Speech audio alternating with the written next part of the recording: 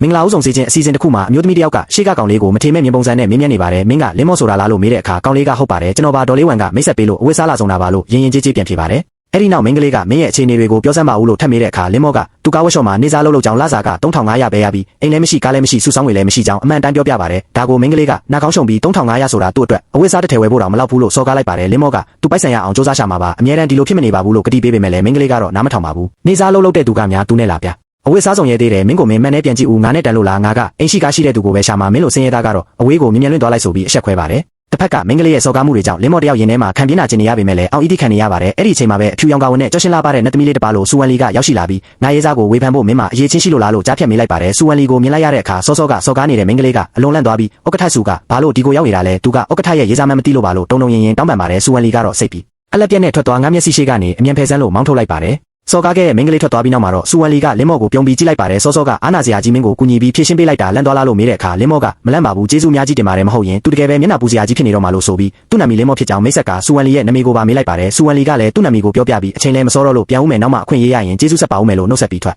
ခွာသွားပါတယ်လင်းမော့လည်းစူမျိုးသမီးလေးကိုနှုတ်ဆက်ပြီးကြံရစ်ခဲ့ပါတယ်အဲ့ဒီနောက်မှာတော့စားတောက်ဆိုင်ပြင်ဘက်ကိုစင်ခံကားတန်းကြီးတန်းဆက်ရောက်လာပြီးတက်တော်ဆောင်တွေကဘေးတစ်ဖက်တစ်ချက်စီမှာတန်းစီပြီးနေရာယူလိုက်ကြပါတယ်ကားပေါ်ကဆင်းလာတဲ့ကြောက်ပိုးကြီးကတက်တော်ဆောင်တွေကိုမြင်မြန်ငါ့ကိုအထဲခေါ်သွားပြီးငါ့ကိုကဲခဲ့တဲ့ကောင်လေးကိုအမိအရရှာရမယ်လို့အမိန့်ပေးပြီးစားတောက်ဆိုင်ထဲကိုအလင်းမြန်ဝင်လာခဲ့ပါတယ်။ဆိုင်ထဲရောက်တဲ့အခါအဖိုးကြီးကလင်းမော့မောင်ရင်နောက်ဆုံးတော့မင်းကိုရှာတွေ့ပြီပြလို့ဝမ်းသာအားရပြောပါတယ်လင်းမော့ကအန်တာသွားပြီးအဖိုးကဟိုနေ့ကပန်းချန်ထဲမှာတတိလဲလဲသွားတဲ့အဖိုးကြီးလားကြောက်ဖိုးကြီးပေါ့လို့မေးပါတယ်အဖိုးကြီးကဟုတ်တယ်သူကဘာမှလုပ်စရာမရှိလို့ပရာဟိတလို့အားပေးသွားလို့တာဖြစ်ကြောင်းမောင်ရင်ကဲတင်ပေးလိုက်လို့တာအသက်ချမ်းသာရခဲ့တာဖြစ်ကြောင်းပြောပြပါတယ်ဒါပြင်မောင်ရင်အချိန်ရရင်သူ့စီကိုလာခဲ့ဦးမောင်ရင်ကိုအကြီးကြီးအန်တာသွားစေမယ်လက်ဆောင်တစ်ခုပေးရမယ်ဒါကသူ့ရဲ့ကျေးဇူးတုံ့ပြန်မှုပဲလို့ဆိုပါတယ်လင်းမော့ကလည်းကျေးဇူးတင်စကားဆိုပြီးအမြန်ဆုံးဆက်သွယ်မဲ့အကြောင်းပြန်ပြောလိုက်ပါတယ်ရန်နေငယ်ကြတဲ့အခါလင်းမော့ဟာကြီးကျယ်ခမ်းနားလာတဲ့ဘီလာအင်ကြီးတစ်လုံးစီတွားရောက်ပြီးကြောက်ပိုးကြီးရှိပါသလားလို့မင်းမြတ်ပါတယ်အင်စီတွေကလည်းအထဲကိုဝင်ခဲ့ပါအဖိုးကြီးကမောင်ရင်ကိုစောင့်နေတာကြားလာပြီလို့ဆိုပြီးကြိုဆိုပါတယ်လင်းမော့ကခဏထဲဝါလာတဲ့အခန့်ပွဲခန့်မထဲကိုရှောက်လန်းဝင်လာခဲ့တဲ့အခါမှာတော့အနက်ရောင်ညနေခင်းဝတ်စုံနဲ့ဆွဲဆောင်မှုရှိလာပါနေတဲ့စူဝန်လီကိုထပ်မံတွေ့လိုက်ရပါတယ်အဲ့ဒီမှာတင်ကြောက်ပိုးကြီးကလင်းမော့ကိုဒါကစူဝန်လီသူ့ရဲ့မြင်းမလေးပဲလို့မိတ်ဆက်ပေးပြီးဝန်လီကိုလည်းဒါကအဘိုးပြောနေတဲ့အသက်တခင်ကျေးဇူးရှင်ဟိုနေ့ကအဘိုးကိုကဲခဲ့တဲ့ကောင်းလေးပေါ့လို့ပြောပြပါတယ်စူဝန်လီကပြန်ဆောင်ကြပြန်ပြီးလို့ပြုံးရှင်စွာနှုတ်ဆက်တဲ့အခါလင်းမော့ကအံ့အားသင့်သွားပြီးသူကအဘိုးရဲ့မြင်းမလေးစူဝန်လီလားလို့မေးပါတယ်အဘိုးကြီးကဟုတ်တာပေါ့လို့အတည်ပြုပေးပါတယ်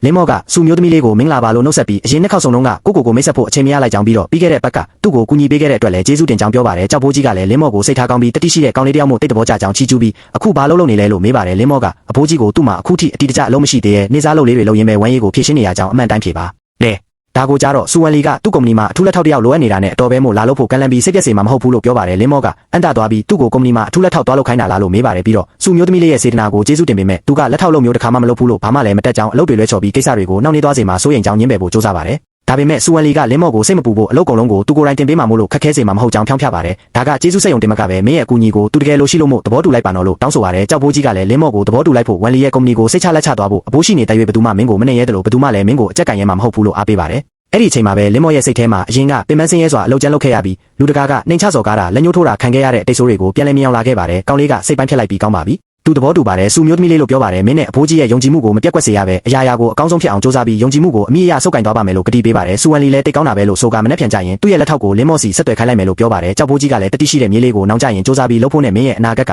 အတိုင်းစမရှိတောက်ပလာမှာတေချာတယ်လို့ချီးကျူးစကားဆိုလိုက်ပါတော့တယ်